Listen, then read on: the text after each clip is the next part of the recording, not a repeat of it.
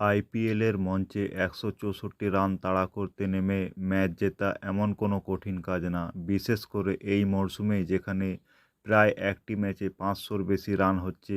কিন্তু এই রানটা তাড়া করতে নেমে ম্যাচ ৩৩ রানে হেরে গেল গুজরাট টাইটান্স।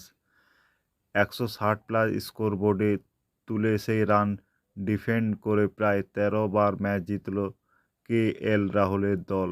সেই সঙ্গে টুর্নামেন্টে ইতিহাস প্রথমবার গুজরাট টাইটান্সের বিরুদ্ধে জয় ছিনিয়ে নিল লখনৌ।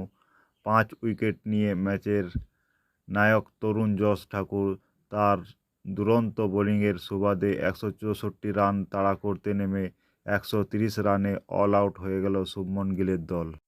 টস জিতে ঘরের মাঠে প্রথমে ব্যাট করতে নেমেছিল লখনৌ, আর ব্যাট করতে নেমে দ্রুত আউট হয়ে যান ওপেনার কুইন্টন ডিক। ৩-এ নেমে দেবদত্ত পাড্ডিকালও নিরাশ করেন, তবে এরপর রাহুল এবং মার্কাস স্টোইনিস মিলে হাল ধরার চেষ্টা করেছিলেন, কিন্তু রাহুলের ঘুম পাড়ানো ইনিংস রানের গতি স্লো করে দেয়। শেষ পর্যন্ত তিনি ৩১ বলে ৩৩ রান করে আউট হন, কিন্তু হাল ধরে থাকেন স্টোইনিস। ৪৩ বলে ৫৮ করেন তিনি। এছাড়া ২২ বলে অপরাজিত ৩২ রান করেন নিকোলাস পুরান। ১১ বলে ২০ রান করেন আয়ুষ্মান বাদানি। নির্দিষ্ট ২০ ওভারে লখনৌ ৫ উইকেট হারিয়ে করেন ১৬৩ রান। এখন আইপিএলে যা রান উঠেছে তাতে এই ১৬৩ রান আহামরি কিছু ছিল না, কিন্তু এই রান তাড়া করতে নেমে চাপে পড়ে যায় গুজরাট। ১৩০ রানের মধ্যে অল আউট হয়ে যায় তারা। ওপেন করতে নেমে সাই সুদর্শন ২৩ বলে ৩১ রান করেন, এটাই টাইটান্সের প্লেয়ারদের মধ্যে সর্বোচ্চ স্কোর। এছাড়া ২৫ বলে ৩০ রান করেছিলেন রাহুল তেওতাদিয়া। বাকিরা কেউ ২০ রানের গণ্ডি টপকাতে পারেনি। লখনৌ হয়ে যশ ঠাকুর একাই ৫ উইকেট তুলে নিয়েছিলেন।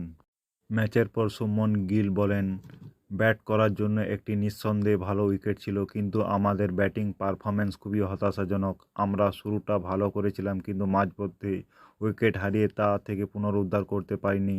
আমাদের বোলাররা অবশ্য দুর্দান্ত পারফরম্যান্স করেছে, কারণ ওরা লখনৌকে ১৬০-এর কাছাকাছি আটকে দিয়েছিল, কিন্তু আমাদের ব্যাটার্সরা হতাশ করেন।